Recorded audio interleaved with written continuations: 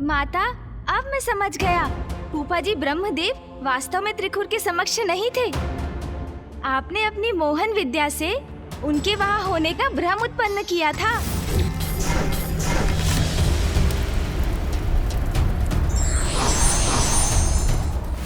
किंतु माता, आप त्रिखुर का मस्तिष्क किसी के स्वर अथवा किसी अप्सरा के माध्यम से भी तो नियंत्रित कर सकती थी। फिर आपने ब्रह्मदेव का ही भ्रम क्यों उत्पन्न किया? त्रिखुर पूर्व में मेरा भक्त था, उसने मेरी तपस्या की थी।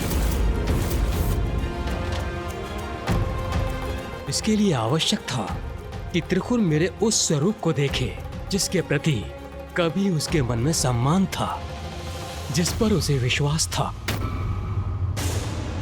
देवी बगलामुखी त्रिखुर के मस्तिष्क को नियंत्रित नहीं कर रही थी। उनके द्वारा त्रिखुर को मोहन विद्या से प्रभावित करने का एक और बड़ा कारण था।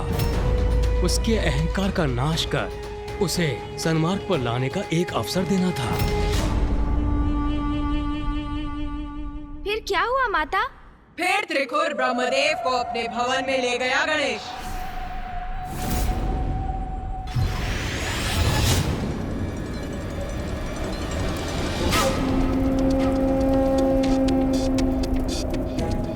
ये ज्ञात नहीं, बार बार इर्द गिर्द किधर देख रहे हैं स्वामी। मुझे तो बस इतना ही स्मरण है कि वो नन्ही परी स्वामी के निकट आई और अदृश्य हो गई। मेरे विचार से ये उसी माया देवी का किया धरा है जो आकाश में प्रकट हुई थी। परंतु अब तो वो चली भी गई और ये संपूर्ण घटनाक्रम, उसका ये परिणाम मेरी समझ से तो परे है।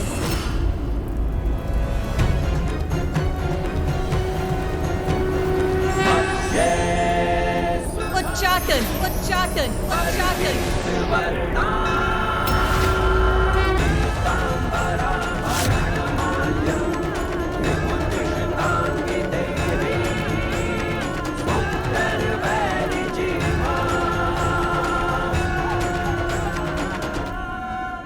उच्चाटन? हाँ, मैंने उच्चाटन विद्या उत्पन्न की,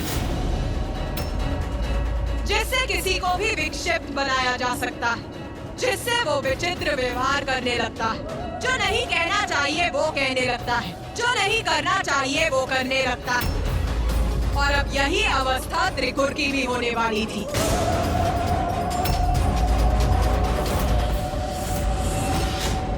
आओ देखते हैं क्या हुआ। स्वामी, आप रुक क्यों गए? आप कुशल तो है ना?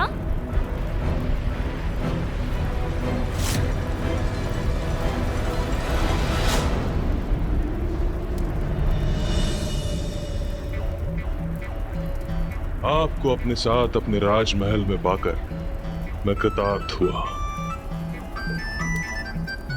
सर्वथा कुशल है स्वामी। प्रतीत होता है मेरा ही सम्मान करने के लिए यहाँ रुके थे। ये मूढ़ बुद्धि गुरुपा क्या समझेगी? स्वामी मुझे मेरी बुद्धि, मेरे उनके प्रति निष्ठा के लिए सम्मानित करने हेतु मुझे संबोधित कर रहे हैं।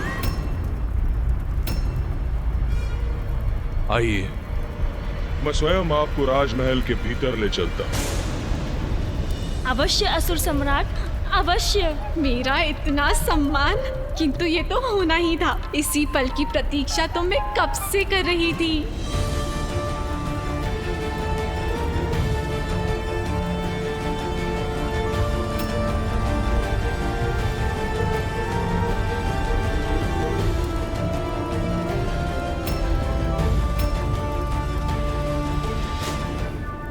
ये विचित्र दृश्य मेरी उच्चाटन विद्या से उत्पन्न भ्रम के कारण प्रस्तुत हो रहा है। आइए। ये इस प्रकार नतमस्तक होकर दुष्टों को भीतर क्यों ले जा रहे हैं असुर सम्राट? ये जो भी हो रहा है सर्वथा अनुचित है। मैं अभी जाकर असुर महारानी देवी तृप्ता को सूचित करता हूँ।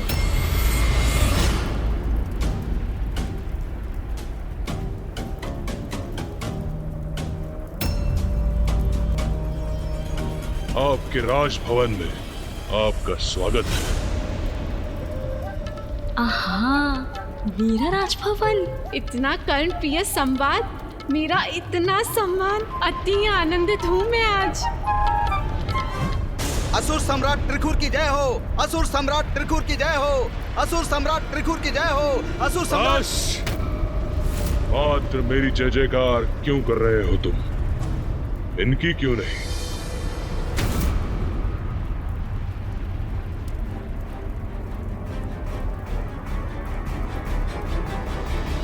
अवश्य सम्राट, इनकी भी जय, इनकी भी जय हो, इनकी भी जय हो, इनकी भी जय हो, इनकी भी जय हो, इनकी भी जय हो।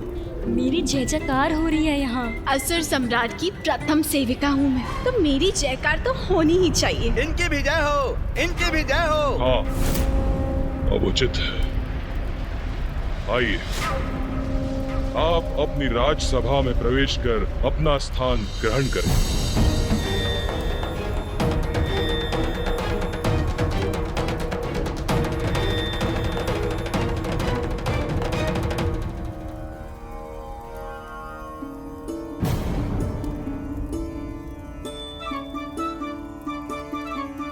ये क्या कर रहे हैं असुर सम्राट?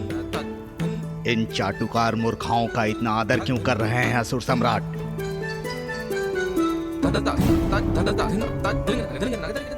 आइए,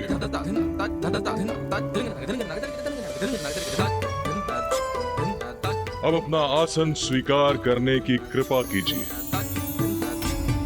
असुर सम्राट इन्हें सर्वोच्च आसन प्रदान कर रहे हैं। तो क्या अब ये मूर्खाएं हमसे भी उच्च आसन पर स्थित होंगी? ये मूर्खा यहाँ तक क्यों आ गई?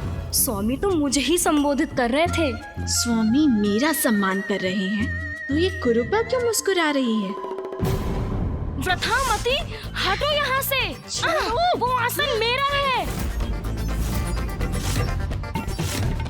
स्वामी मुझसे बात कर रहे थे। कदापि नहीं, इस आसन पर सिर्फ मेरा अधिकार है। नहीं नहीं, तुम हटो मेरे मार्ग से। बहुत हुआ। ये क्या कर रही हो तुम दोनों? स्वामी, इस मूर्ख को ये भवन त्याग करने का आदेश दीजिए। आपकी नवीन मंत्री होने के नाते मैं इसे यहाँ से निष्कासित करती हूँ। तो स्वामी, आप ही इसे बता ही दीजिए कि इस आसन की नवीन मंत्री मैं हूँ, और मैं चाहती हूँ कि इस कुरूपा का शीश इसके धड़ से विलग कर दिया जाए। व्रथामती, मैं तुम्हें... किसने कहा तुम दोनों को कि इस आसन पर तुम दोनों में से कोई प्रतिष्ठित होगा? स्वामी, ये क्या कह रहे हैं? ये आसन ना मेरा है और ना इसका। तो फिर कौन स्थित होगा इस पर? इस आसन पर प्रभु स्थित होंगे।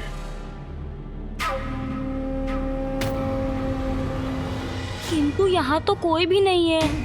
पर इस रिक्त स्थान की ओर क्यों संकेत कर रहे हैं स्वामी? क्षमा कीजिए प्रभु,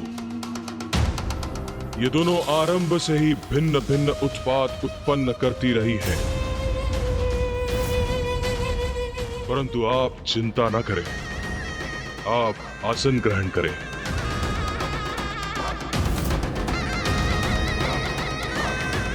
मूर्खों, हट जाओ इनके मार्ग से। किसके मार्ग से हटना है? असुर सम्राट हमें कहाँ हटने का आदेश दे रहे हैं? दूर हो जाओ इनके मार्ग से। कहाँ?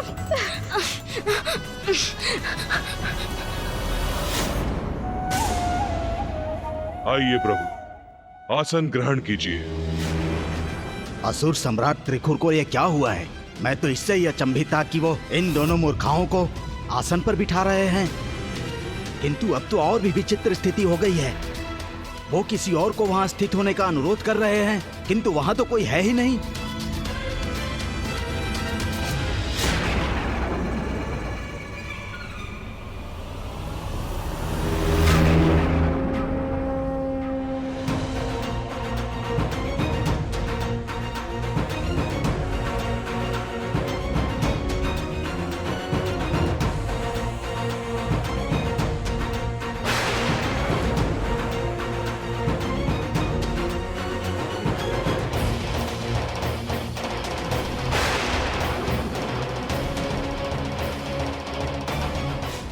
मंत्रियों और सभासदों, दो बातें।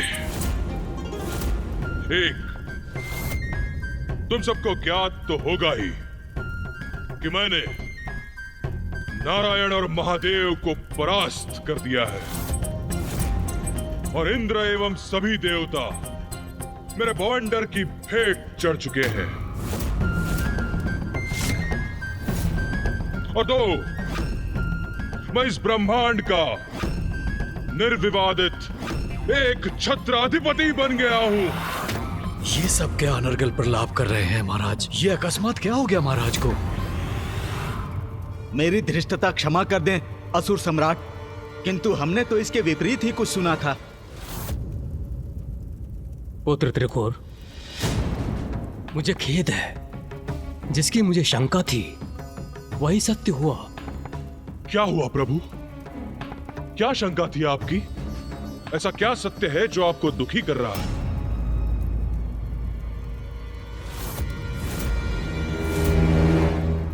मुझे आशंका थी कि तुम्हारे राज्यसभा के अधिकांश मंत्री तुमसे ईर्ष्या करते हैं और यही ईर्ष्यालु मंत्री तुम्हारे ब्रह्मांड के स्वामी बनने के प्रयास में बाधा बन रहे थे। उचित थी मेरी शंका। मैं तुम्हारे राजकाज का निरीक्षण करने इसीलिए आया था कि सत्य ज्ञात कर सकूं और तुम्हें सावधान कर सकूं। किंतु प्रभु, ये शंका क्यों जागृत हुई आपके मन में, और ऐसा क्यों प्रतीत हुआ कि ये सत्य भी है? सत्य तो तुम्हारे समक्ष है पुत्र। तुम ब्रह्मांड विजेता बनकर आए हो और तुम्हारे मंत्री तुम्हारी इस महान उपलब्धि पर प्रश्न चिन्ह लगा रहे हैं, तुम्हारे कथन पर संदेह करने का दुस्साहस कर रहे हैं। हाँ, ये उचित है प्रभु। ऐसा तो कदापि नहीं होना चाहिए। धन्यवाद प्रभु। मुझे ज्ञात है आप मुझे उचित मार्गदर्शन देंगे। स्वामी, अब मैं और शांत नहीं रह सकती। आप किससे बातें कर रहे हैं? देखा पुत्र त्रिकुर तुमने, ये रहा प्रमाण इनकी ईर्ष्या का।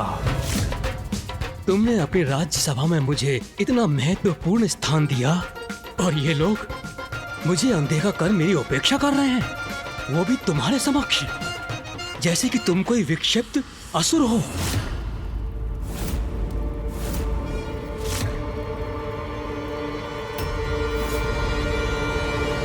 तो मैं ही दिखाता हूं इन्हें कि एक विक्षिप्त असुर क्या क्या कर सकता है। बस बहुत हुआ। दो बातें। एक, तुम्हारा अधिपति हूं मैं, सेवक नहीं। मुझसे प्रश्न करने वाले, मुझ पर उंगली उठाने वाले होते कौन हो तुम? और दूसरी, इनकी अवहेलना कभी नहीं सहन करूंगा मैं। सब के सब अभी के अभी नतमस्तक हो जाओ इनके समक्ष। किंतु असुर सम्राट, हम किसके समक्ष झुके, किसका आदर करें? आसन पर तो कोई है ही नहीं। इधर आओ।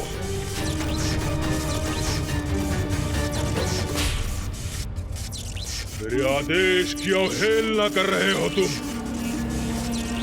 लो, इसका दंड सहो अब।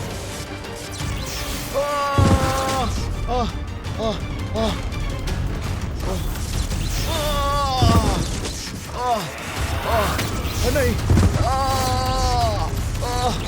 नहीं, नहीं। बुद्धिमानी तो इसी में है कि स्वामी जो भी कह रहे हैं उसे शांति पूर्वक स्वीकार कर लो, अन्यथा ताड़ना झेलनी होगी। नवीन मंत्री की जय हो, नवीन मंत्री की जय हो, नवीन मंत्री की जय हो, नवीन मंत्री की जय हो, नवीन मंत्री की जय हो, नवीन मंत्री की जय हो, नवीन मंत्री की जय हो, नवीन मंत्री की जय हो, नवीन मंत्री की जय हो। कदाचित तुम दोनों इतनी मूर्ख नहीं जितना मैंने तुमको समझा था।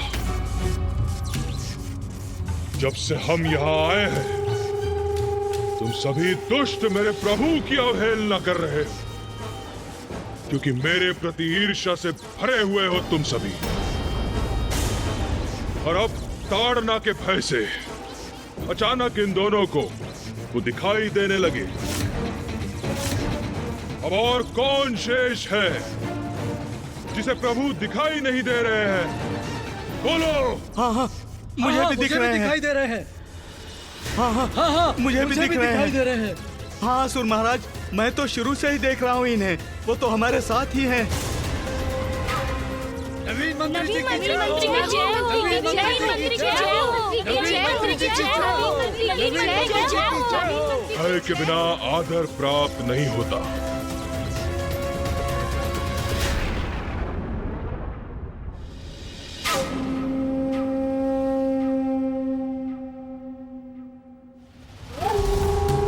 अब उचित मार्ग पर आए हैं ये सभी। अब उचित है पुत्र, परंतु अभी एक कार्य शेष है। अब तुम ब्रह्मांड के अधिपति हो, इसलिए तुम्हारे राज्य के नियम और तुम्हारे मंत्रियों के कार्यभार पूर्व के समान नहीं रह सकते। इसलिए तुम्हें अपने मंत्रियों को नवीन दायित्व देने होंगे, उनका कार्यभार बढ़ाना होगा। अब संपूर्ण ब्रह्मांड का भार जो है तुम्हारे ऊपर। आप सर्वतः उचित कह रहे हैं प्रभु। अब क्या कह दिया उस महापुरुष ने? मैं ब्रह्मांड का सम्राट हूं, तो मैं अपने मंत्री परिषद में कुछ परिवर्तन करूंगा। सभी मंत्रियों को नवीन दायित्व दूंगा और इसका प्रारंभ होगा सेनापति से। युद्ध भूमि हो अथवा राजसभा, संकट का सामना सर्वप्रथम मुझे ही क्यों करना होता है?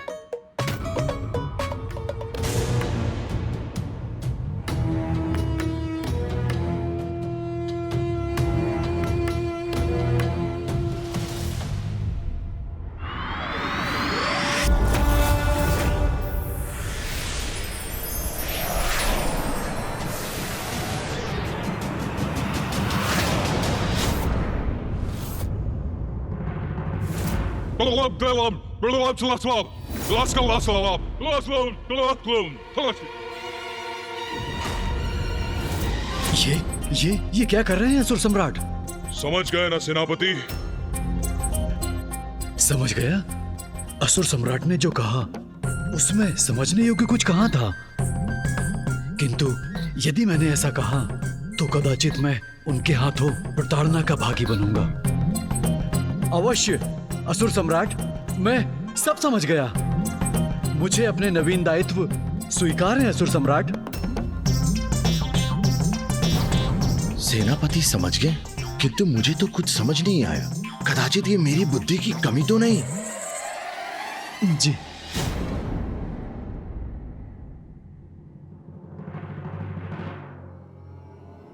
और सुनो, तुम्हारे लिए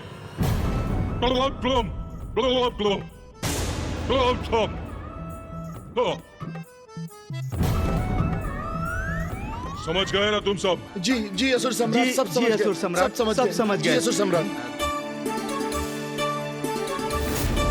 और तुम दोनों के लिए एक अत्यंत विशेष कार्य है।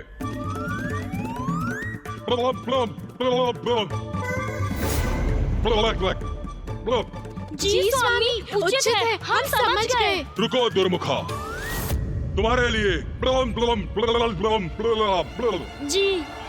जी स्वामी। क्या हो गया है हमारे महाराज को? संपूर्ण सृष्टि को नियंत्रण करने की शक्ति है, आज वो स्वयं अपने मन को नियंत्रित नहीं कर पा रहे हैं।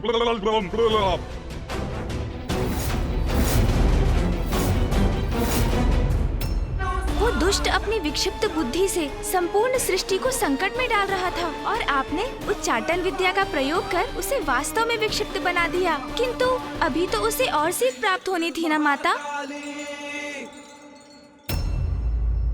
वरदान की शक्ति तभी व्यक्ति के उद्धार के लिए काम में आती है जब उसका प्रयोग सकारात्मक कार्य के लिए किया जाता है।